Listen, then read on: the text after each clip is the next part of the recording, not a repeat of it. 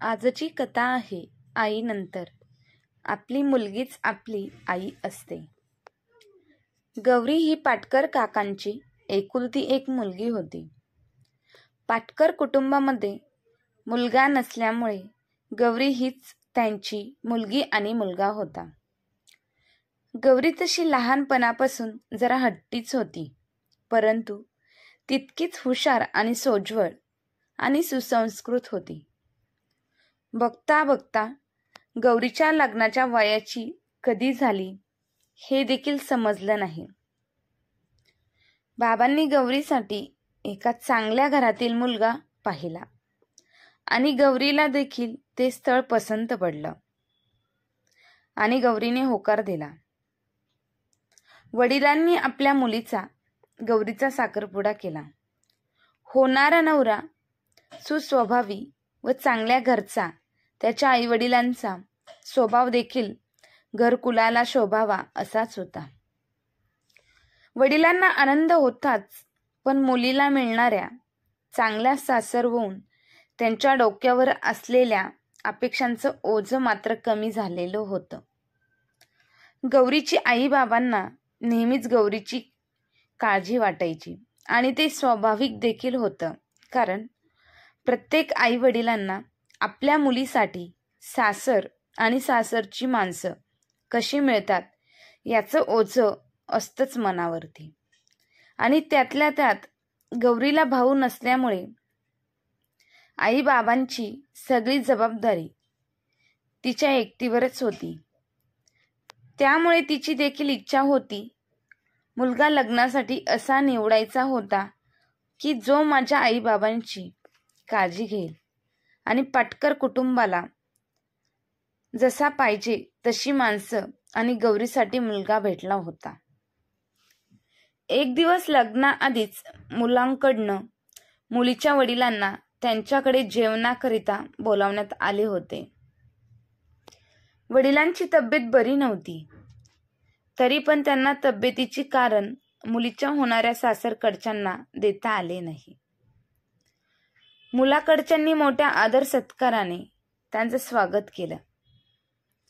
मग मुलीच्या वडिलांना चहा आणण्यात आला.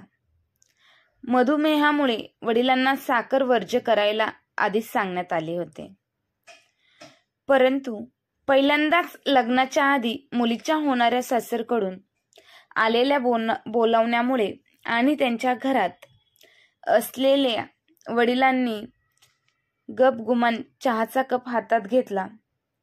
चहा पहिला घोट घेताच त्यांना आश्चर्य वाटले.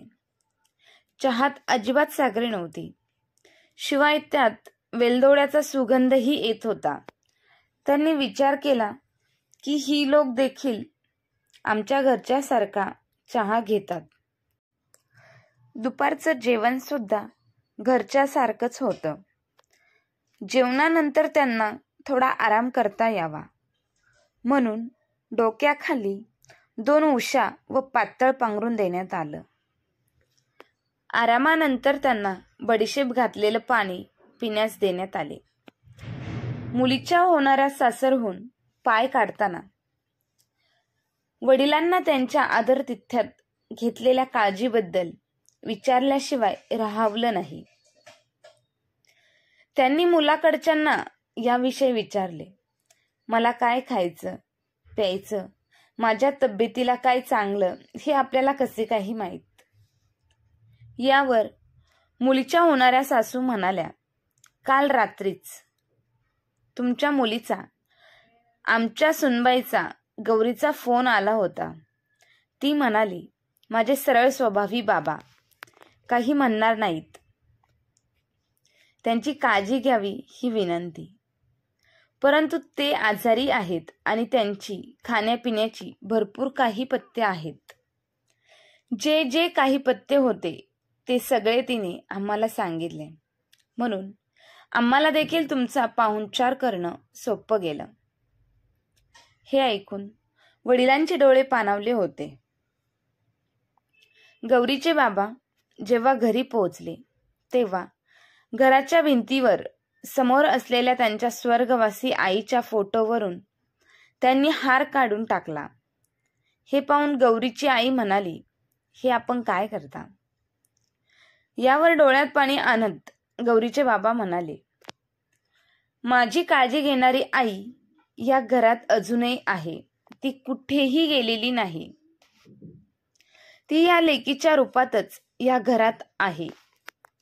जशी माझी आई काळजी घ्यायची, मला जीव लावायची, माझ्यावरती प्रेम करायची, मला काय हवं काय नको हे आईपेक्षा दुसरं कोणालाच ठाऊक नसायचं. माझ्या आजारपणात रात्र रात्र माझ्या उशाशी बसून जिने जागरण केलं ती माझी आई, जी माझ्यासाठी स्वतःचा जीव ओवाळून माझ्यावरती टाकत होती. परंतु देवाने तिला माझ्याकडून लवकरच हिरावून घेतले. परंतु तीच आई आहे माझ्या पोटी मुलगी म्हणून जन्माला आली. आणि आई जेवढी माझ्यावरती प्रेम करायची, जीव लावायची, काळजी घ्यायची, त्याचप्रमाणे माझी मुलगी देखील माझी काळजी करते. कधी कधी तर मला माझ्या मुलीमध्ये माझ्या आईची झलक पाहायला मिळते.